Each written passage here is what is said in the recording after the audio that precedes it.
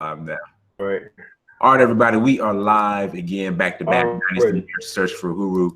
Actually, it's been a while. Got the brother Kala Genesis on with us today, and tonight's topic is when Black Americans return to Africa, are they really returning home? Now, Kala, let me start off with this.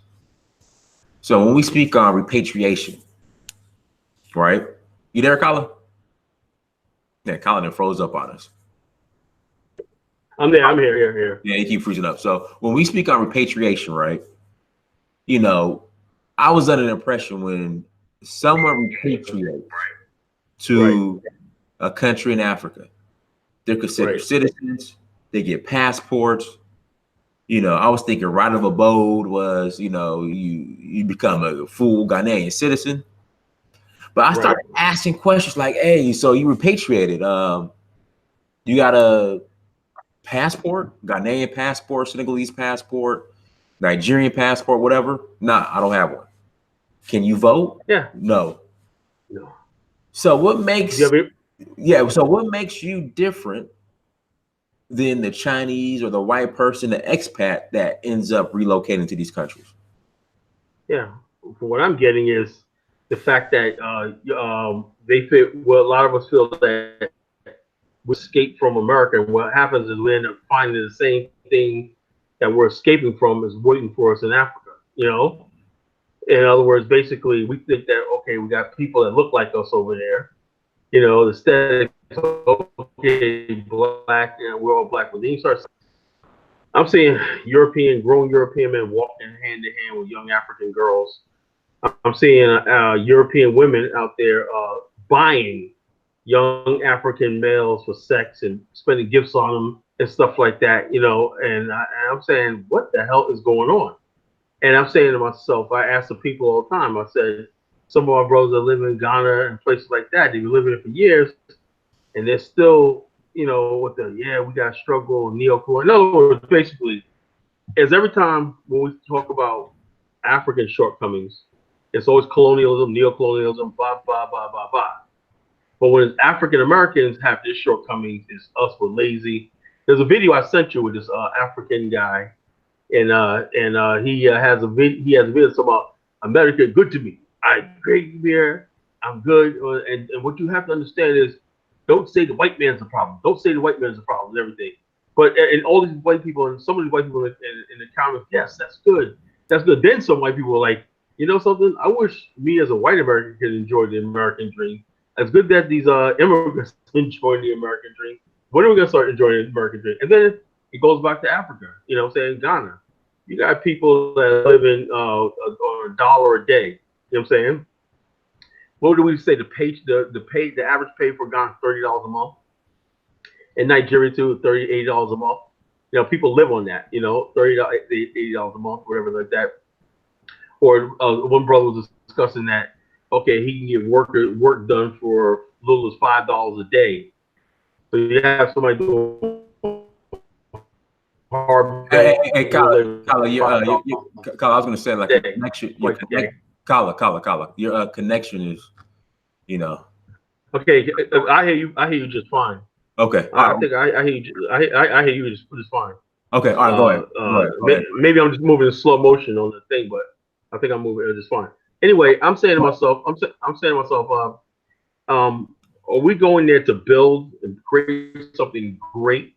In other words, basically, what you want to do within 10 years is look back to people in America and say, also attracted to Blacks Without Borders series. You've seen that, right? Yeah, I seen it. It's South Africa. Now, every testament in Black Without Borders was, I came here, I got with the right people. They put me onto the right people. I was in social clubs and everything as an African American, as an American, African American. I was in positions that I would never be in America. That's shocking hearing people tell you firsthand, like the guys that run Africa Venture Partners. It was Yeah, on the back end of $1 billion deal with Richard Branson's group. You know what I'm saying? A Virgin, and they said they was on the back end of $1 billion transaction, and to do satellites and stuff like that, and they're operating in 4 regions of Africa. And he said this is something we could never do in America, right? These are the type of stories we need to hear. You know, in other words, basically, when you go to Africa, you should be able to blow up, succeed there because you're living in your home. Right. You know what I'm saying? So I gave me that's what started this whole thing 12 years ago. But make no mistake, you know, people were when Mandela got released, right? Those people always migrated to the continent, but it accelerated in '94. Mandela got released, you know, from prison, and Mandela opened and said, "Black people from America are welcome to come here and do business." And a lot of African Americans went over there and stayed. You know, some of them went over there as CEOs of companies, but those black people went over CEOs of companies a lot of times came back because they only took that job because they had a glass ceiling in America, which is real.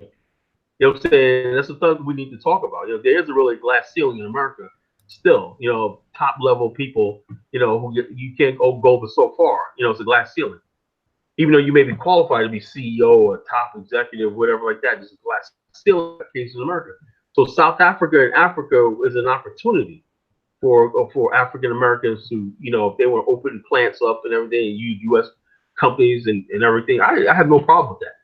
You know, but the problem I have is when people go over there and practice mediocrity. Say, hey, repeat that again. Practice what? Practice what? Say that again. Practice what? Mediocrity. Right. You know what I'm saying? I mean, if you're gonna stand on 125th Street and Hotep and Bumbaye and Wakanda Forever and it's all right. But when you go to Africa, hey, speaking of, you sent me the Kamala Harris. Oh yeah, Kamala Harris. You called it perfectly. I told you. And then she's on. And check out. Then she's on the thing with Cardi B. I mean, change the subject, but she's on the thing with Cardi B. I gotta get my beats down. Then she comes up with Wakanda Forever.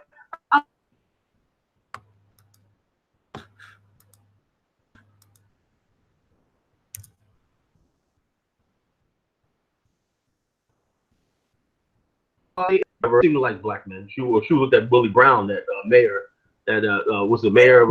Is that a true story? The Willie Brown situation. For what I heard, they had a fling. You know, he was a freak. You know what I'm saying? That dude was a freak. You know, and so you had the Willie Brown situation. Old ass Willie Brown. So, hey, what's that saying about? Hey, so what's that saying about Kamala? That she hooked up with old ass Willie Brown? I'm like, yo, it's just more embarrassment after another. You know, so yeah, the Wonderful Wakanda Forever. She's doing Cardi B. You know what I'm saying? It's Cardi B and her. I hope we're gonna make a mixtape. You know, get it out there. Do the Wakanda Kamala. Do the Kamala dance. You know. Mm-hmm. You know what I'm saying? And then she gonna swear a lot of Negroes. Know anything about a black agenda? No black economic power. No black anything. Because the bottom line is the Democrats got black people what they want you. As long as you have nothing, you ain't getting nothing, everything, that's how they want you. They want you coming to the polls and they're not going to promise you jack. You know what I'm saying? Promise you jack. You know, I would guarantee you one thing. If we were really open in this country, we could probably get like about 10% of the contracts that I knew Keystone Pipeline they're trying to build. I guarantee you. You know what I'm saying? And we went out there and said, we want so many contracts in that thing. The Trump man, he'd do it. You know, he'd do it. Democrats want to shut it down. No, we don't want them. But we can go in and say, hey, look, we want this. But the bottom line is like this. I saw a report. There was $3 billion worth of contracts handed to women and minorities in New York.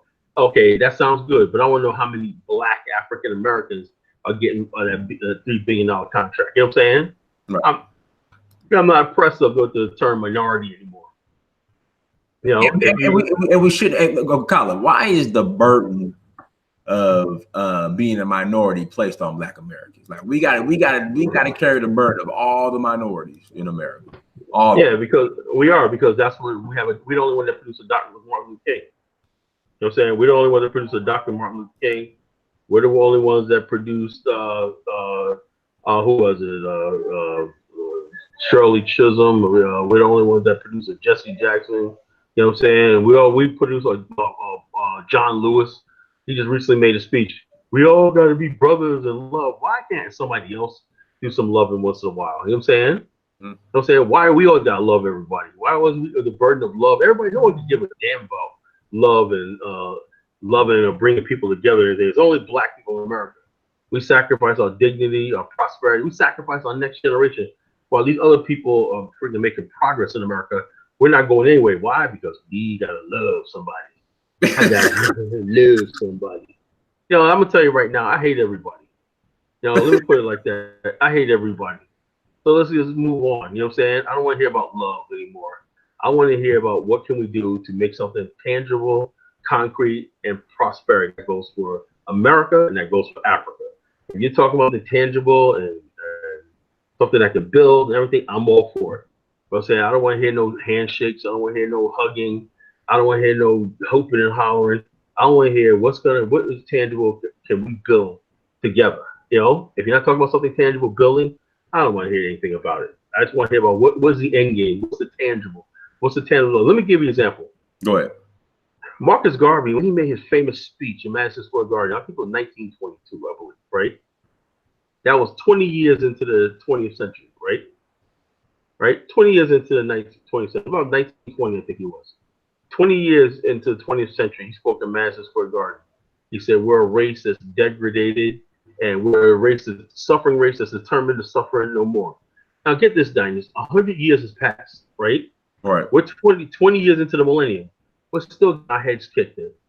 We're still complaining about the same thing. We're even going to Africa complaining about racism. I mean, I just don't get it. 20 years is the thing. And then when you start giving people solutions, like the BAIO was a solution to build our infrastructure, our assets, our everything. No, we can't do that. You know what I'm saying? No, we're not ready for that. No, we got to do that. 20 years into the millennium now. So that means we're on the same page as what Marcus Garvey was. And the same talking points, people still trying to prove. If you still talking what Marcus Garvey was talking about 100 years ago, there's something wrong. There's something seriously wrong. We have to just get rid of these people that basically in our way that don't want to progress, that want to give us side. That's what I love about when you go to Africa, you ask the questions. You know what I'm saying? You ask the uncomfortable questions. Mm-hmm. And people listen. Something, man, I didn't think about that. Yeah, we gotta look at our other options too. There's not just Ghana, there's Nigeria, there's all these countries. What do they got to say about this? Right. We can't own land. What are you talking about? I thought we were home. Let's talk about that. Isn't Ghana supposed to be home now? Let me check something out real quick. So your return, they were talking about, let's see here, Ghana visa. Let me see. They're still if they updated the website in regards to not charging Black Americans for their visa. Because nope, still charging. So single entry $100, multiple entry. I'm sorry, single entry $60, multiple entry $100. Yeah, so we're just haven't changed yet. But I think they're gonna officially launch your return in March or April. So hopefully, when that happens, they'll if you are a descendant of slaves, Black American, or some Black of the diaspora, descendant of slaves, you don't have to pay for a visa. Well, that'd be good. That'd be nice. That'd be nice. But what about the issue of property and land ownership? No, it's 99-year lease. Yeah, see, when 99-year lease, that's for everybody though. That's for the locals. Yeah, but the thing is, when you live in a situation like that, well, one guy was telling me some royals own the land. Kingdoms own land. Yeah. Where people don't understand where that comes from, right? That had nothing to do with Africans. That had to do with the British colonial system. Yeah, colonialism. Yeah. At the end of colonialism, they pretty much land grab the royals. Yeah, the royals land grab. So in other words, somebody owns your land that you build a house on, right? He owns the property, really, actually. And his net worth and everything is in the millions, and he's taking equity out on the land you own. And he's sending his kids to the schools, not in HBCUs. He's not sending them to Harvard and all these places. He's sending them to places like Oxford and Cambridge and places like that. And so we're not getting any benefit from that. Why are kids that you send these kids overseas? How come they're not studying in our colleges? Why are they going to these British private schools and stuff like that? I find out about this stuff, and I'm starting to wonder why some of our brothers, their brain is so warped. you know, and they're so against Pan-Africanism, they're so pro-British, and I'm like, look what you're sending your kids to that. You get educated at. Right. You know, it's just a really sad situation. Really sad situation. Let's see what we got going on in the chat room. Shout out to everybody in the chat room. Shout out to everybody in the chat room. Let's see here. So, Colin, what's been your shout out to Linda B. Thank you so much. Thank you, Linda. So, Colin, so what are your thoughts on the year of return? Well, I'm like this. I agree with it.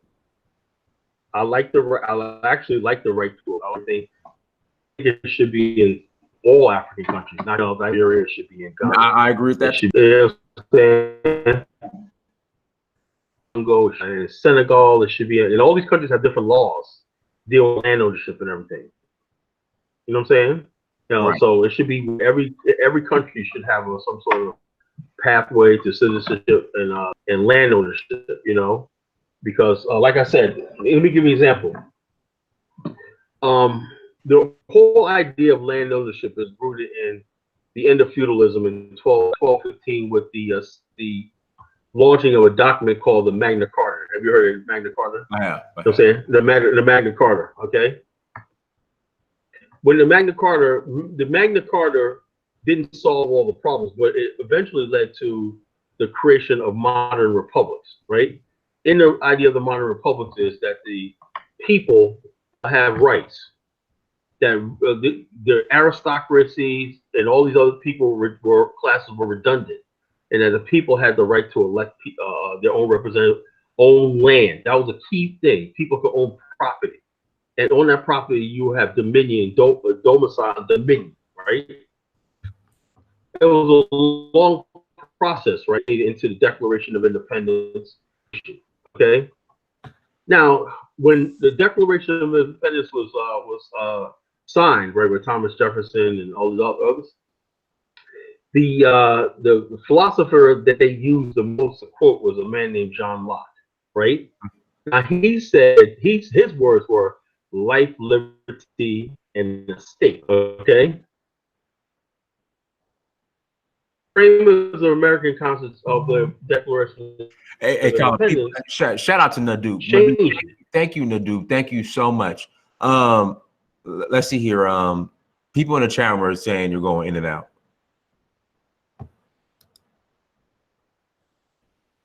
Colin. Yeah, can you hear me? Okay, yeah. People in the chat room saying you're going in and out. Okay. I have a funny thing. Usually I can hear the echo and going in and out, but I can't hear it. So I have to speak closer to the mic or check my mic out again. Tell me when I'm going in and out again, folks. Okay, I will. All right, go ahead. Okay. Now this let me repeat myself. This man named John Locke inspired all these people, Jefferson, Hamilton, and all these other, and Franklin, and all these people. He talked about life, liberty, and a state as a fundamental thing for people. Now, what does a state mean? The right to own land. Okay. Now, the founders of the framers of American Declaration of Independence took that out, and they said the pursuit of happiness. It was very vague. You know what I'm saying? In other words, basically, they said, well, wait a minute. If we guarantee everybody land and whatnot, we can't control. We can't eventually get these European immigrants to work out in our factories. We can't.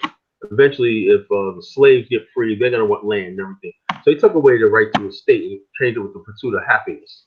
Okay, so in other words, you can be happy and everything, but the whole idea of the Magna Carta was life, liberty, and a state. That means everybody should own a piece of state. Everybody should be able to form their own little cities, towns, hamlets, and you own the land. But that's not like that. You know what I'm saying? So what we have right now is in the 20th century, right? America had all these immigrants coming from Europe, and they closed the American. You think in Texas? You see that one guy in Texas down there at the border? This old man said he owns 75,000 acres of land. Who? We'll say that again. Who? What old man? 75,000 on the border.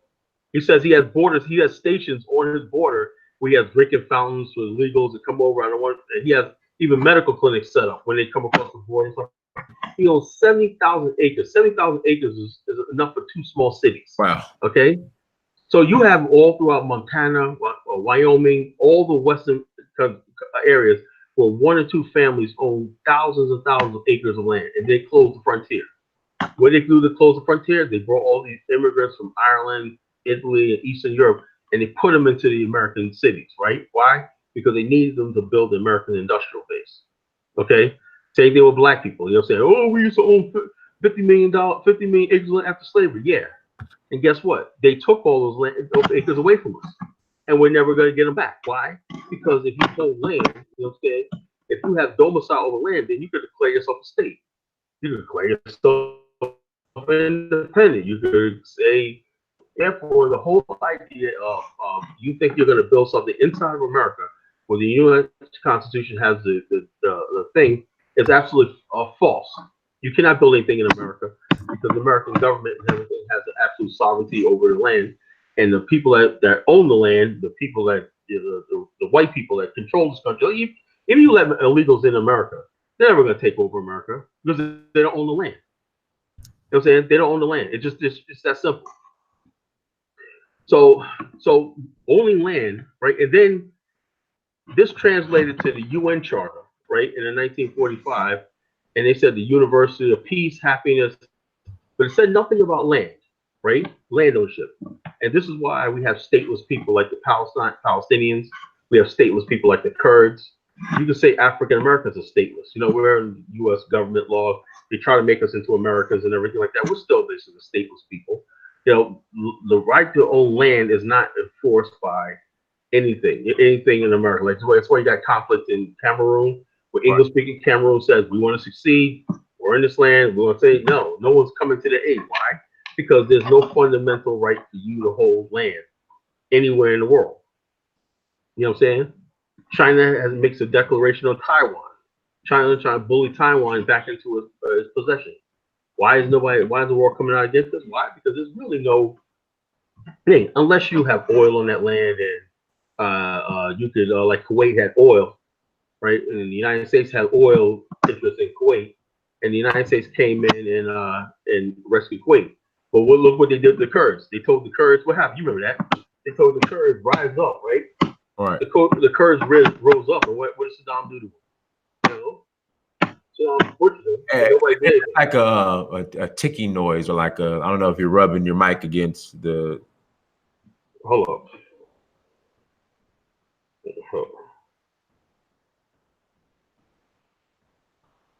Maybe let me try it. Let me see if I can work without this headphones. No. Go ahead now. You're fine now. Well, hold up.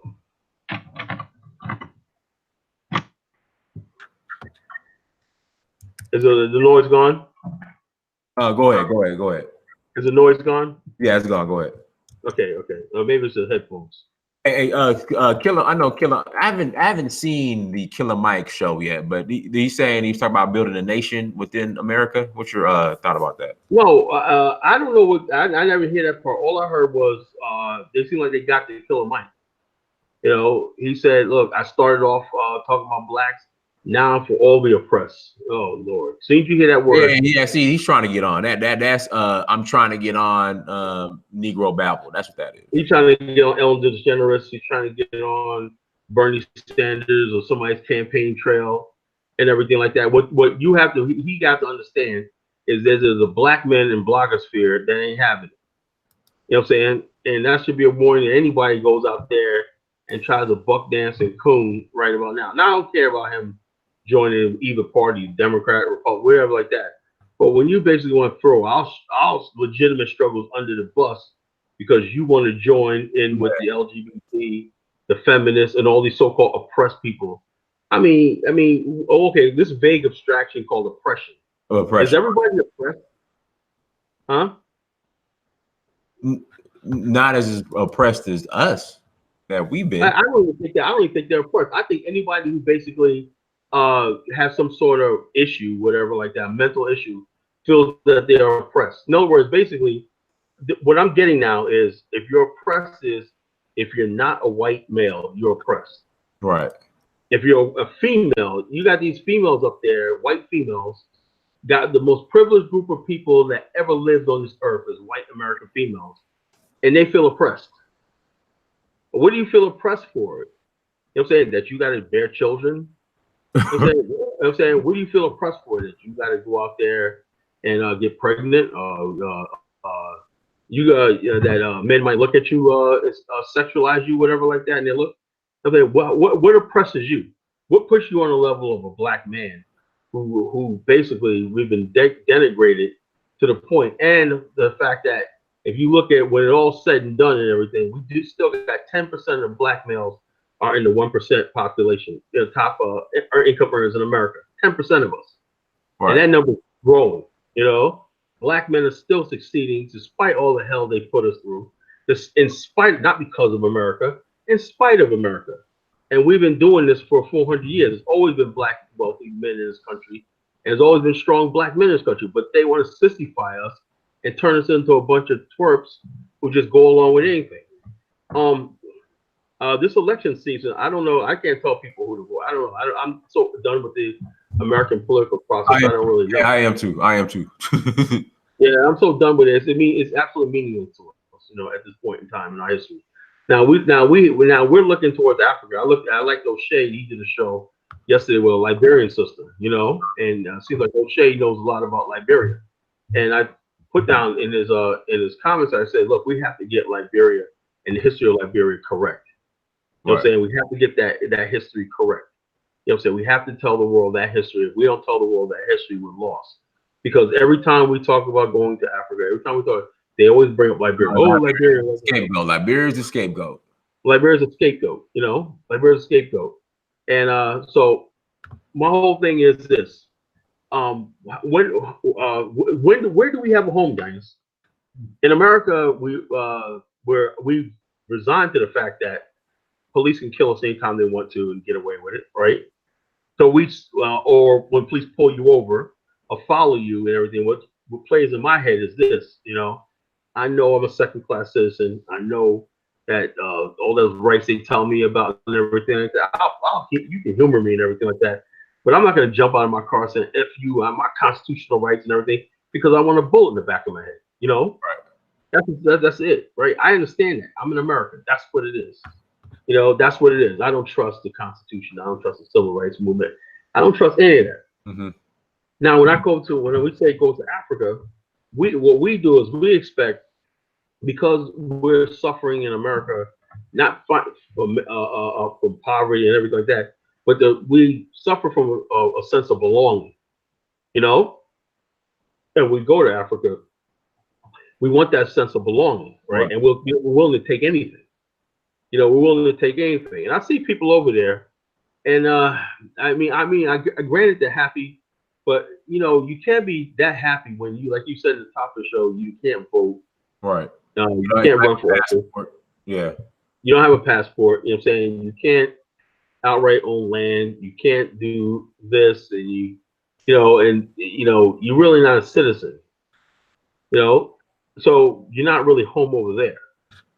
So basically, you're living in a state of, and then everybody there knows you're there because you're running away from something in America.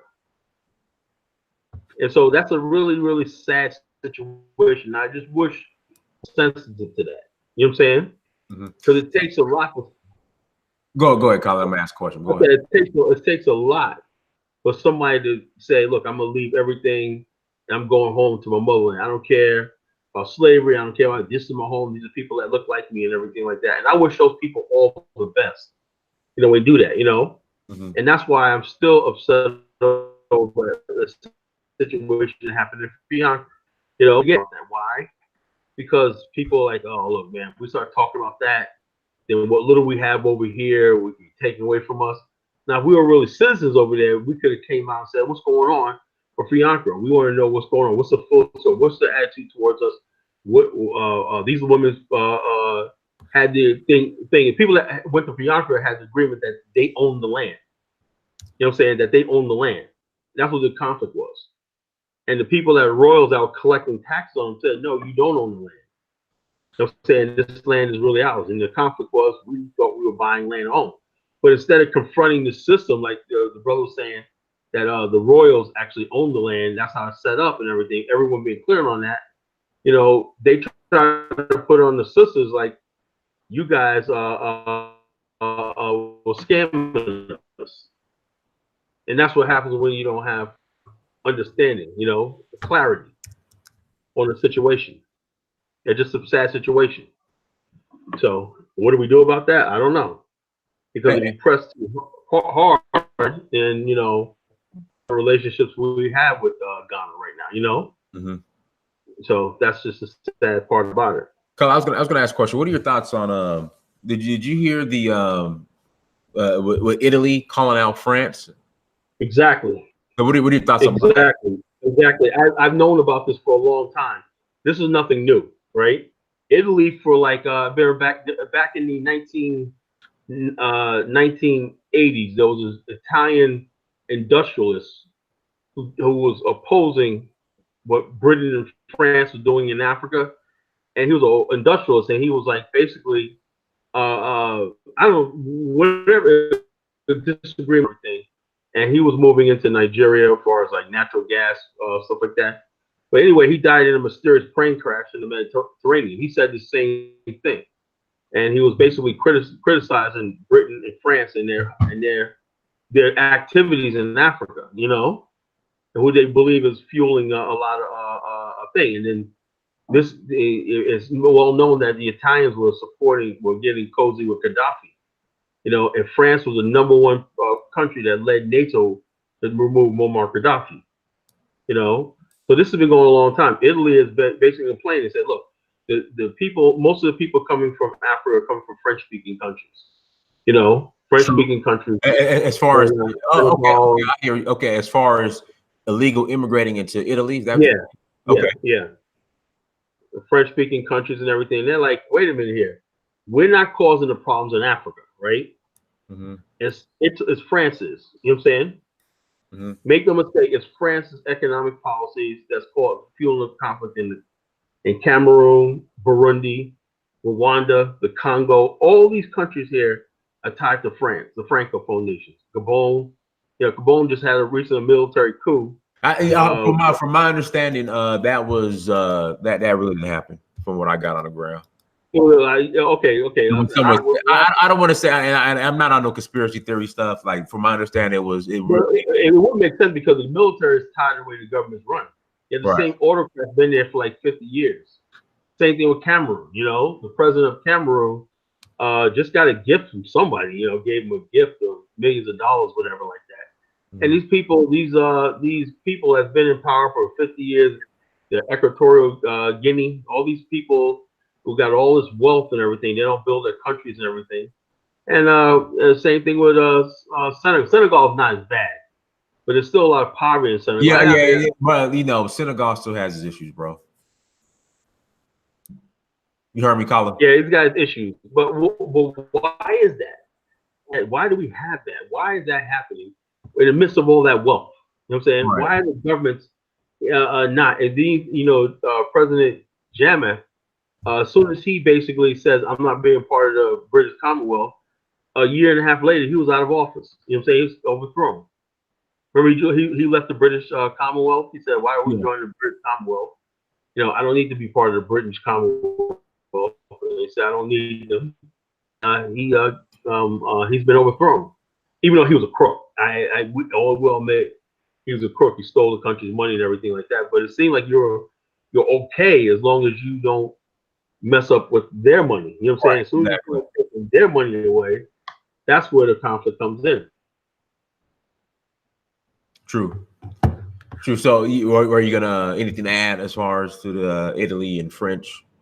Because I mean, when? But at the end of the day, when has any European country ever thought about the best interest of Africans? You there, Kala? Oh, Kala got it. Yeah. They're holding your Wi-Fi back, brother. They're holding your Wi-Fi back. You're freezing up now. The thing froze up on me. Okay, now what's happened was Italy. Italy never had any connection with the Atlantic slave trade, as I know, and colonialism. except for it had Ethiopia Ethiopia. and thing, but they really didn't really occupy Africa to the extent of the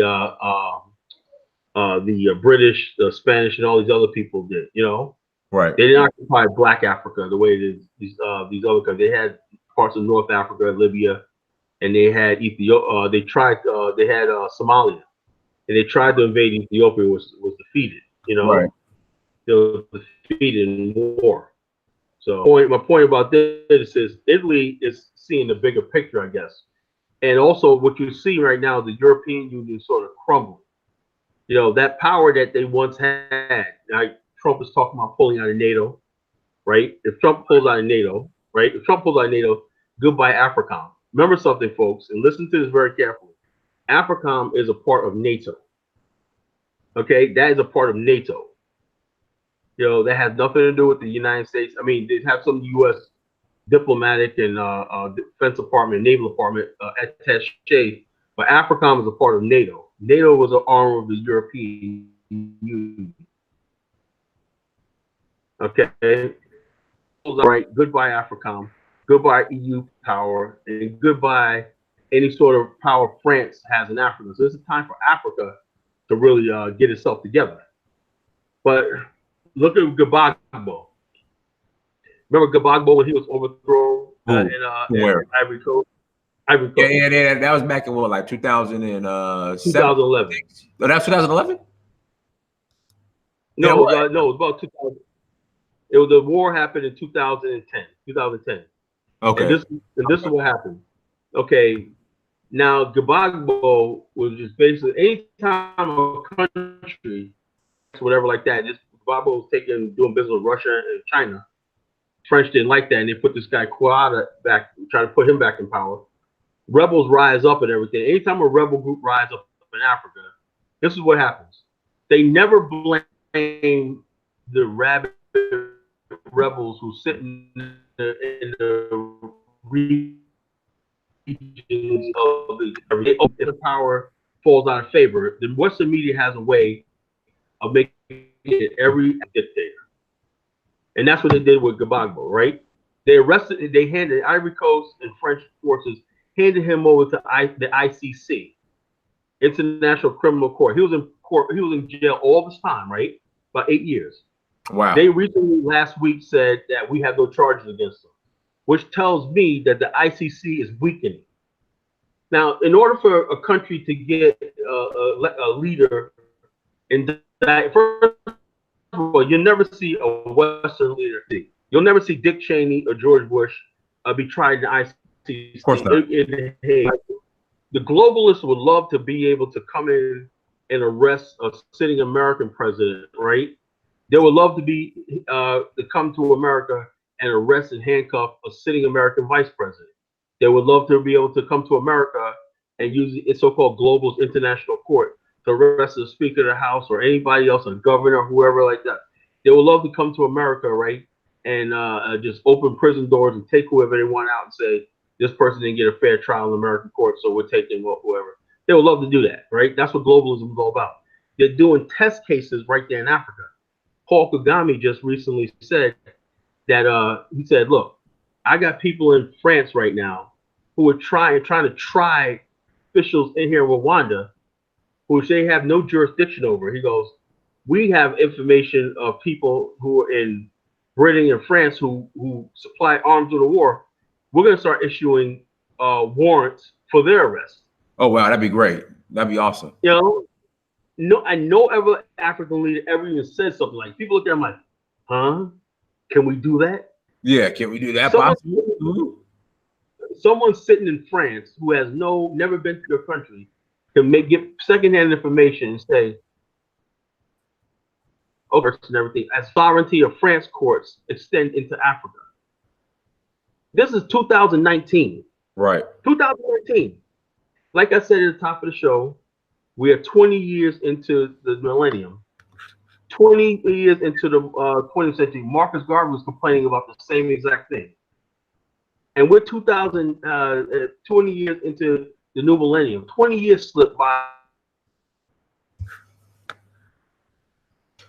Call it your internet's not rising up. It's not rising up today.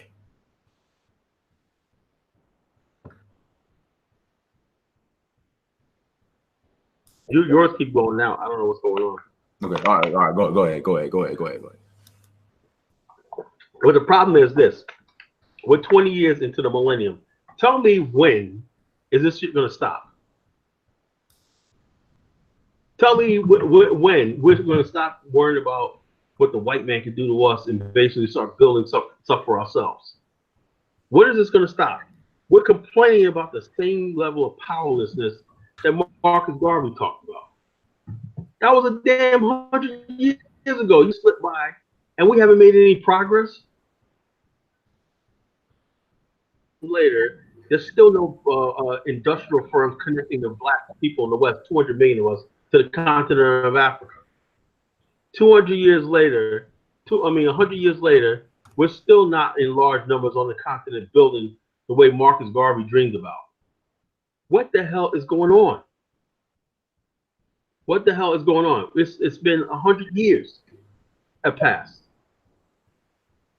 I think because of integration in America, which was designed for not integrating us into America, but this is take down black institutions and the whole idea of black institutions in America.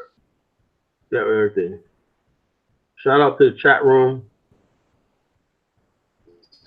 So much dialogue. Yeah, but your internet is definitely not rising up tonight. It's not rising. Oh, what the heck is going on? We have to probably do another show Saturday night. Yeah, we can do another one Saturday night. Of course. Saturday night, but I don't know what's going on with my internet tonight. But yeah, so we, like I said, that about more about this this presidential thing. So if not Kamala Harris on the Democratic ticket, who do you think has a chance? No one. I mean, they're saying that Biden might team up with what's the dude's name? Beto.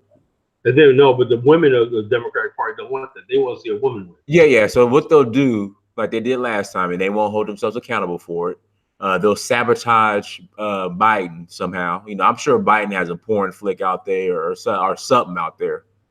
The Me Too movement will go after him, and then you'll see Elizabeth Warren, and then she's going to get crushed by Trump.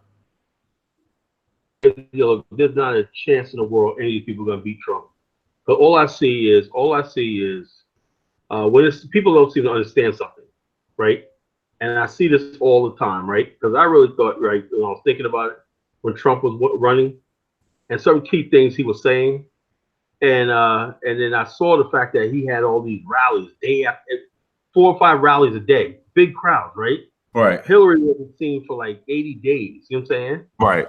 And then she would come and do a speech. Then one rally she did, nobody showed up. I said, "There's no way in hell that she's gonna win." You gotta have an enthusiasm thing. See, the thing is, when it's all said and done, the Trump voters are sitting back, okay, whatever like that. When it comes down to election time, right? Most people are gonna vote for who they voted for last time.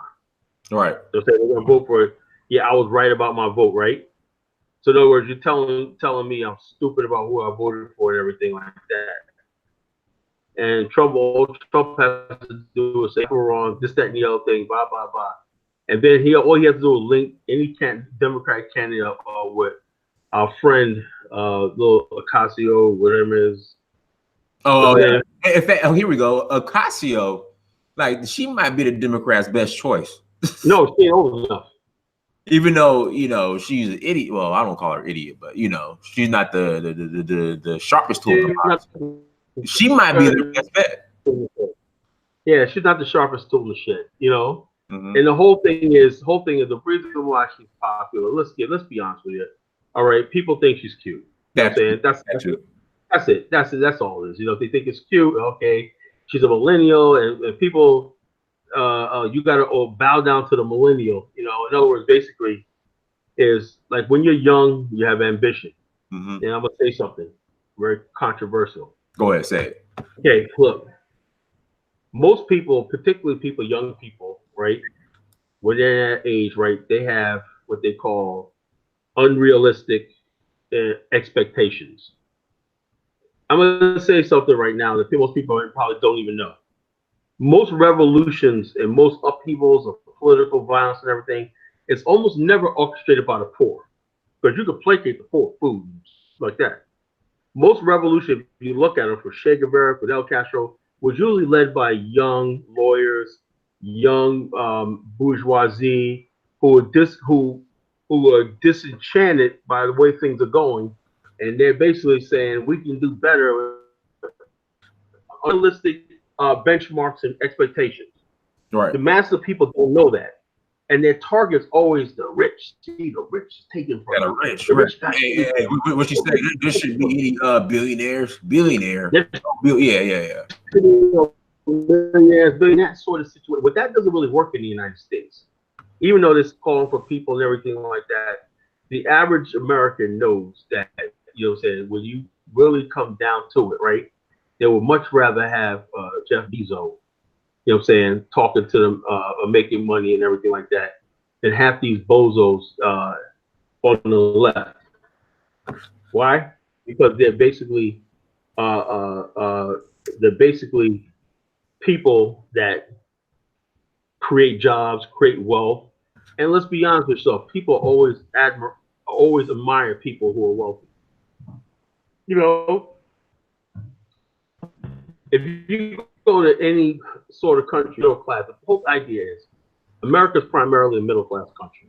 Mm-hmm. You know, people moving upwardly mobile, working in middle class. That's America. America is a middle class country. You know what I'm saying? Hold up, Dennis. Okay.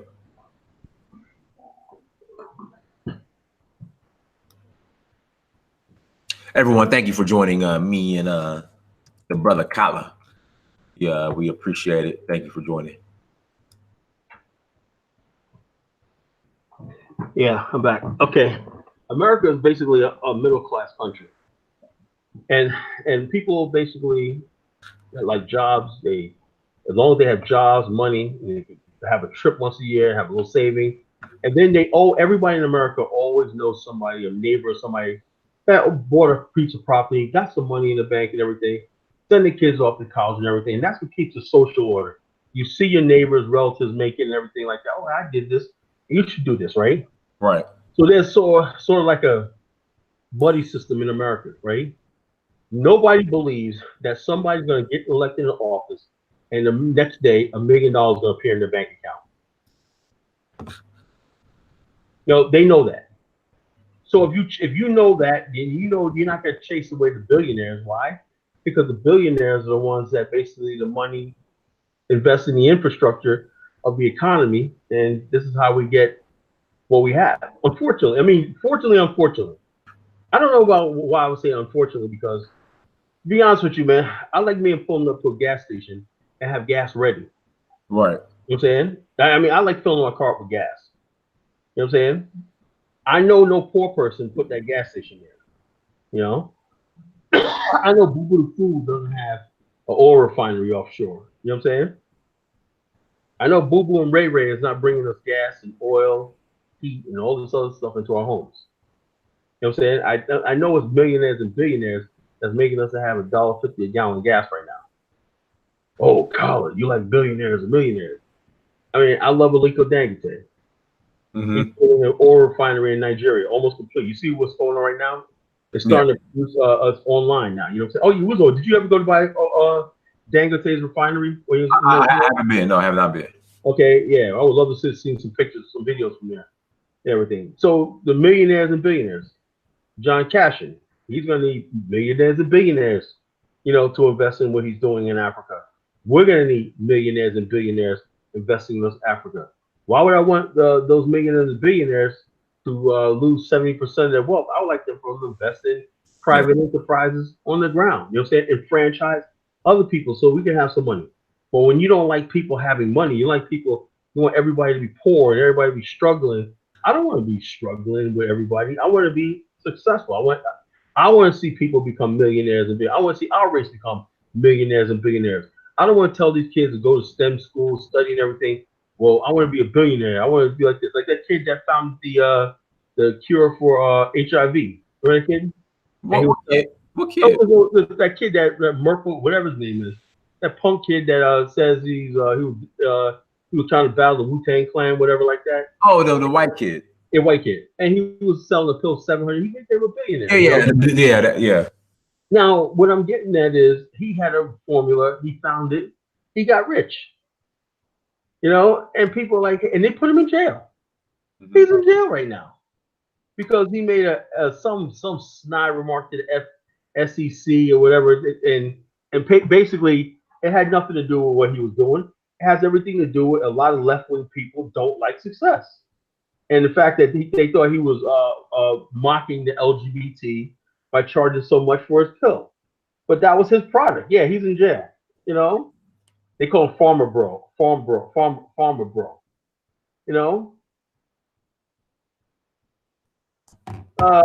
Somebody says, who is this guy? Who? He says Kagami's trying to get Israel into the African Union. Who? Where do you read this from? Your cereal box? Trying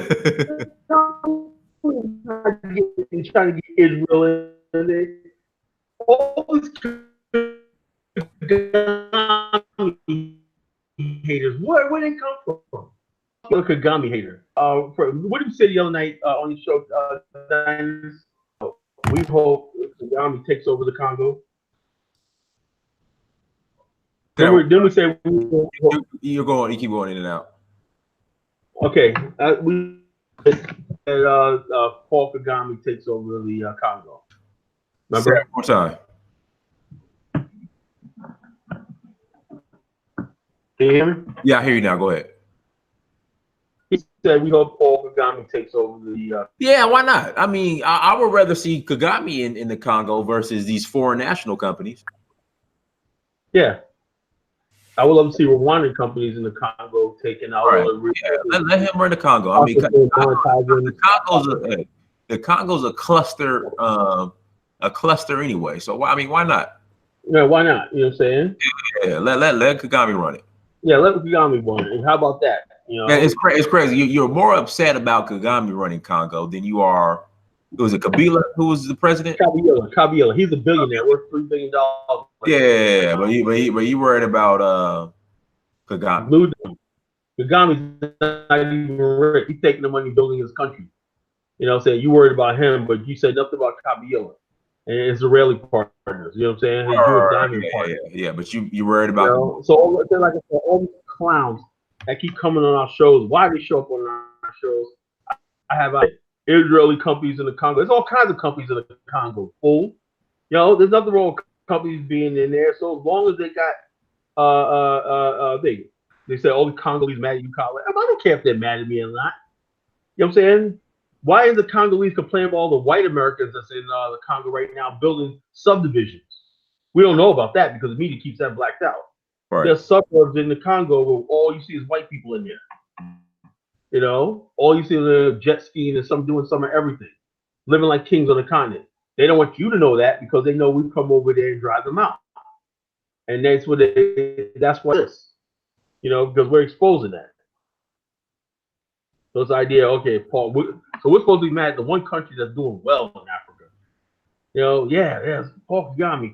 No, not on our watch, son. Right, exactly. We hope Paul Kagame at Congo, and colonize it. You know what I'm saying? Carve out a new state, Paul. Remember the Japanese called Manchuria, Manchukuo? How about Rwanda, Congo? Rwanda, Congo. Take out a huge state of the Congo and make it the Rwanda, Congo. Yeah, I hear you. Long live for Kagame. I hope he takes the whole continent over. You know what I'm saying? Oh yeah. The orphan kids in Kagame is not you Congolese who are raping and killing your own people. It's not Kabila and all the warlords that's still there, but all the genocide that's going to Congo. That's all Paul Kagame. You know what I'm saying? You know what I'm saying? Oh yeah. So look at this genocide. Anytime, look, it's what we have is another Americo-Liberian situation. This guy says Congo has no idea just to research Congo. Where? On one of your stupid blogs? Hold on. Stop the show. Shout out to Bell Thanos. Bell, yes, BAIO, yes, Bell, where yes. you been? I haven't seen you in forever. That Shout out Bell been doing us. to You're Shout kicking us to the out curb, to man. You know what I'm saying? She hurt my feelings. Yeah, Y'all hurting my feelings. yeah. You know what I'm saying? Look, this guy says Kala has no idea what he's talking about. I suggest you research Kagami's role in Rwanda's genocide war. You know what I'm saying? It was a war, fool. It was genocide on all forms. He was fighting a war. You know what I'm saying? But they want to pick out one man, and it was Paul Kagame. Oh, no, none of the rebels and everybody else that's killing, none of the Hutus and everything that killed 400,000 Tutsis and everything. Oh, no. Let's just put this on Paul Kagame. Right. The whole system melted. No, let's not even talk about the French and the both sides, the conflict. Let's not talk about that. But let's just dump this all on Paul Kagame. Because they know that if they keep doing that, they know the right Western intelligence will say, you know something? I hear what you say. What they did in Liberia exactly did to Thomas Sankara, exactly what they did to Gbagbo and everything. They get these disgruntled scumbags that linger around and sit in Western countries causing up trouble and stir up trouble in the continent. So I'm going to Africa this year. You know what I'm saying? And my opinion is not going to change one bit. Sick of these friggin' clowns and whatnot. I think they're sitting there living the life, probably dating white girls and some of everything in Europe and whatnot, going to see to dictate you what's going on in the continent. Africa is my motherland, just as much as it is yours. I have just as much my opinion on Africa do, and you ain't changing my opinion. Kids, I'm live in Marin. Paul Kagame was the genocide. But okay. If Paul Kagame is a CIA puppet, then why is it the West is the one that keeps attacking him? Paul Kagame basically said, we're not taking any Western hand-me-downs, right? And they're about to put sanctions on Rwanda. Does that sound like somebody that's a puppet? All these other countries, including Ethiopia, caved to the U.S. pressure with AGOA to dump markets, talking about clothing industry.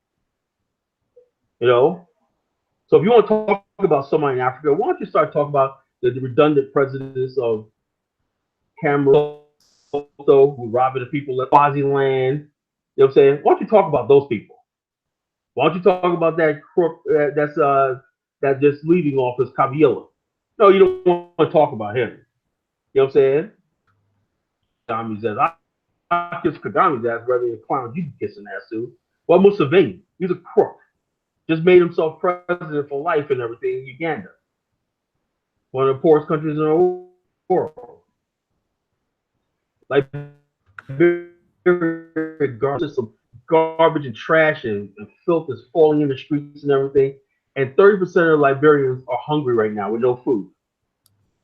Because of pro-poor government in Liberia. Why don't you talk about that? But you want to come to the most prosperous country in Africa and what you call and talk about Paul Kagame. You ain't sincere. That's the way you talk to these people like that. You want to talk about bad about somebody or not. You talk about George Weah in Liberia, where his CDC thugs are beating people in the streets right now.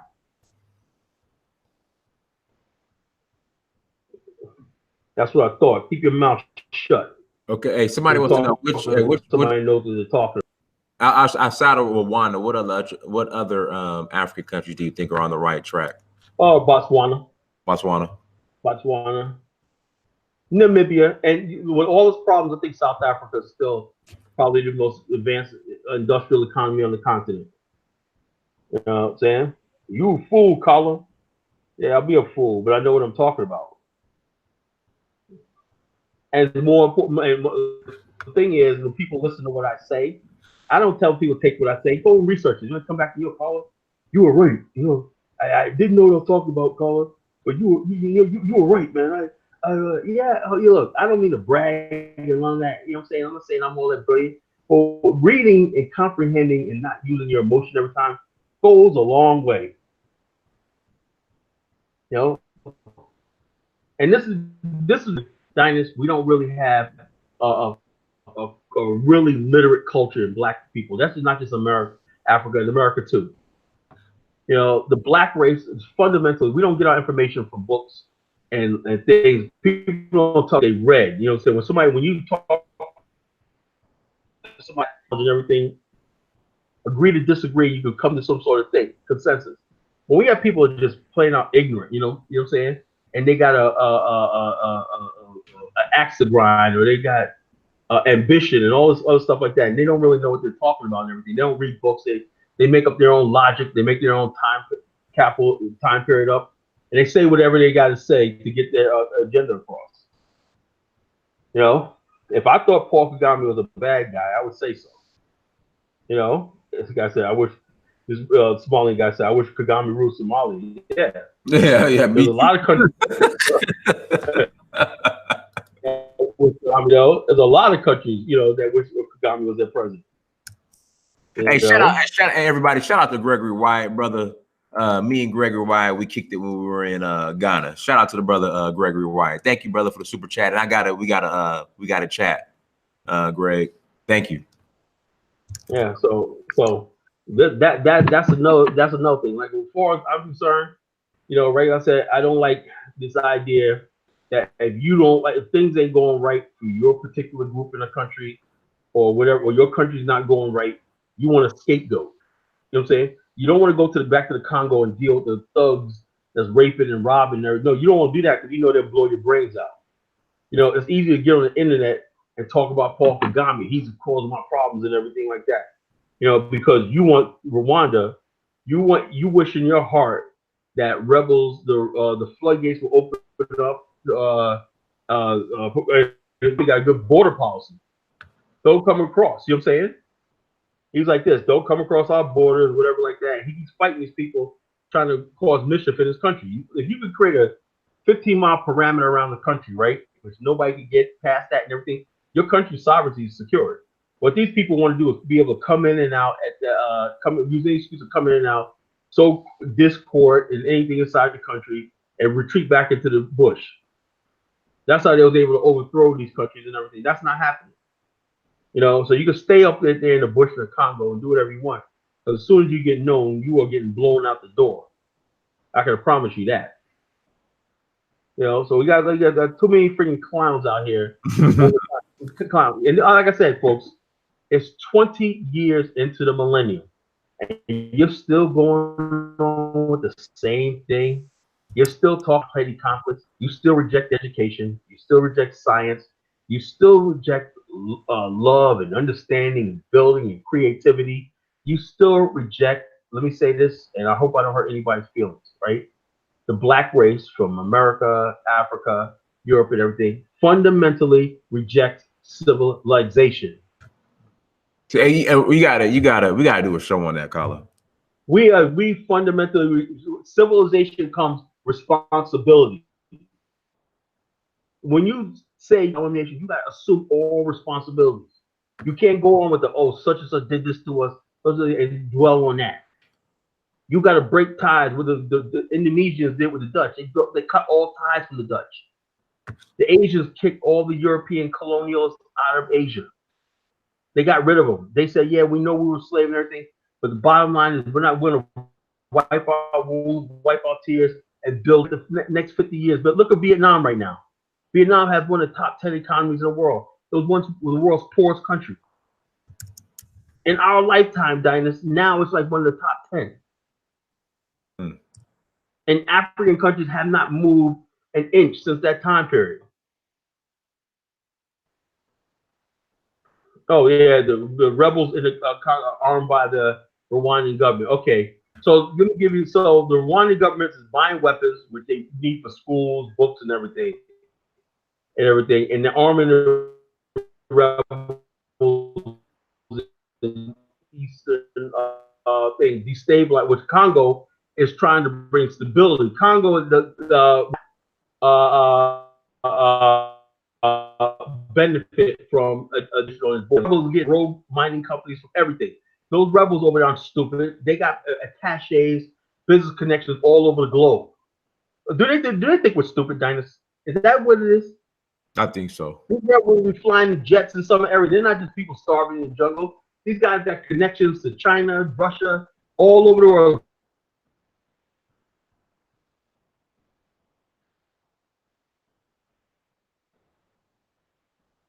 Hello? Kala.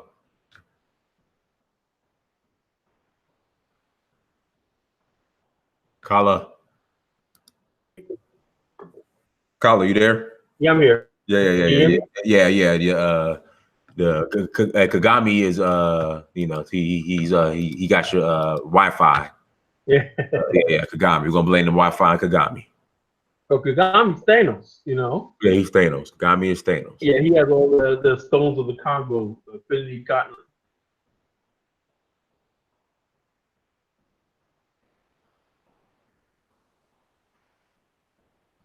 Yeah. Hey, Kyle, your internet. Kyle, let's do this. Let's go ahead and close out. I was gonna say, let's go ahead and because the internet issues. I was gonna say we'll go ahead and close out. Yeah, we'll try again Saturday night. Yeah, Saturday night. But to everybody, BAIO and how all that good stuff. Go ahead. Also, Saturday night, you read the book, my novel, right? Yeah. We'll talk about your book. Yeah, talk about your book. Absolutely. Must read. Where is it? Is it definitely? Yeah, talk about a little bit now. They got Kofi Newton chapters out, but he's cracking me up reading some of the chapters. He's like, oh yeah, chapter, the Behold the Promised Land. That guy, yeah, I said, yeah. He said, that's a good character, man. I would love to see him in the movie, I said, yeah, I did that character real good, And so yeah, so we're gonna talk about that. Journey to the Promised Land, Voyage of the Barker's on Amazon, Dwayne McCullough, Black African Infrastructure Organization that we're on the ground. If you want to get down with me and talk about us and what we're doing to build repatriation and eventually a nation, a city-state, something. We want something. We're a small town in Africa. Damn, something. You know what I'm saying? The bottom line, we are going to be on the continent. We need it, if nothing else. Whether it's a small town, a city, a satellite, whatever it is. You know what I'm saying? We need to be on the continent. Because if you connect the West, the black people from the West, in the heart of Africa, as like a springboard to the heart of Africa, it's all over with. We could take Africa back and save our race. It's 20 years into the millennium. It's time to do it now. Okay, we have to leave something for the next generation. Okay, so join us at the BAIO Afric with a K.org. So BAIO Afric Africseg5.ning.com. Join us, and like I said, sign up for the social network. Tell us what you're about. Tell us what you do, and join the fellowship with people of like mind that's interested in building Africa, building a Black America, building Africa and beyond. And you can be with us. You'll be with some good people, non-judgmental, anything, just good Black people that want to do something. Team Solution, where does our plan to settle in Africa? That's a good question, brother. That's a good question. We're looking at several countries. But like I said, I want to make the whole continent, the whole satellite communities working with Africans, diasporas, all working together to build enclaves so we could all live. We could be like the Asians are. The Asians don't need white people and anything to build for them. They build for themselves. Look at Asia right now. They're building a new city. South Korea is building a $50 billion city. I got so jealous when I saw that, man. Did you see the new city they're planning to build? No, I didn't. The airport is like the size of 3 times the size of any U.S. airport. Wow. It'll be the largest airport in the world. They're gonna have underground malls and underground malls. I gotta see that. Oh my God! You guys see this new city they're building in South Korea? Holy jeez! I'm looking at Africa like, what the heck is going on? So we got to change the narrative. Get the clowns out of here. Get the fools out of here. And what you call it? You want Congo? Get your ass straight. To stop being greedy and short-sighted. You know what I'm saying? Congo is the richest country in the world with minerals, but yet it's one of the poorest countries on earth. That's not called Kagami. That's a mentality. Okay? Take responsibility for yourself. Non-judgmental prejudice to LGBT. Look, let me answer this about the LGBTQ. Look, the bottom line is this. If you're LGBTQ, the best place for you here is America. I don't have time for that. I'm looking for people who are building families and stuff like that. Just ain't nothing against them and everything, but I don't think they really want to be involved in something like this. This is for people who are thinking about the future. If you were LGBT, you think about now, today, and your instant pleasure that you get right now. So no offense to you or whatnot, nothing against you, whatnot, you know what I'm saying? But this is for people who are thinking about families and children and grandchildren and stuff like that, the future, a continuity. All right, Dynas, but so we'll see them get back again on Saturday, brother. Saturday. Everyone, thank you so much for joining us. Make sure you hit that like button. Make sure you share the video. Also, go to search for Uhuru on Instagram, Snapchat, Twitter, and Facebook. Everyone that super chatted, thank you so much for super chatting. Until next time, family. Peace. Peace.